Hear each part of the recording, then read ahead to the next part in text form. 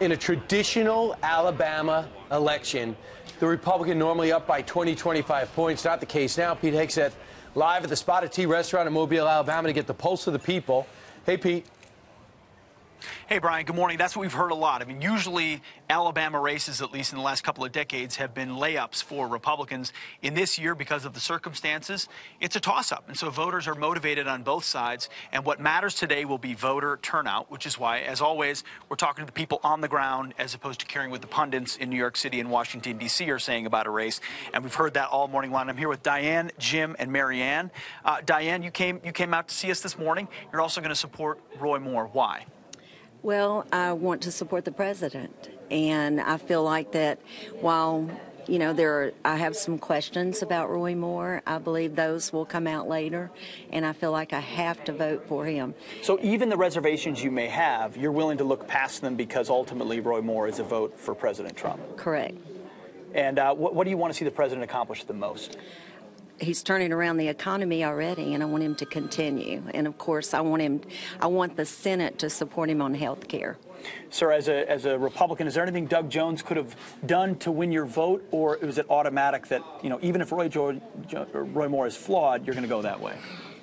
I cannot vote Democratic because I feel like their only agenda is to destroy Donald Trump, make sure his policies don't work, and they don't care if it hurts the country or not. They're not going to try to do anything the president wants, and I just can't support that. So how many Republicans do you think feel that way, and are they enthusiastic about coming out? Because a lot of people think this election's about turnout. Will Republicans come out to pull the level? I know in my neighborhood, people have contacted us and said, get everybody you can to come out and vote because this is so important that we need everybody to vote. Don't be complacent. Don't stay home, and then you can't complain later. So they're trying to get people out to vote. I know that. Great point. Marianne, you've said you're part of the Me Too movement, but yet you're supporting Roy Moore. Tell me how that works. Yes, I am. I have left 7 executive-level jobs because of sexual harassment. This is where I draw the line. At election, the American people elected Donald Trump after they heard what he did and what he said on the bus. It was our choice. If he does something like Bill Clinton did in the Oval Office and embarrasses the office of the president, then I am all for impeachment. But since we have elected him to the highest office, he has done what the American people want him to do. And I give him a pass for that, as I do Roy Moore. For something he did 30 years ago, have we not all matured in 30 years? If he does anything to embarrass us as a senator, then we will deal with that. Do you think you'll pull it out today? Absolutely. We've got your back. There we go. Well, there's been a lot of that this morning as well. I'm going to go to Arthur also on this over here. Arthur, what's your take this morning on the election?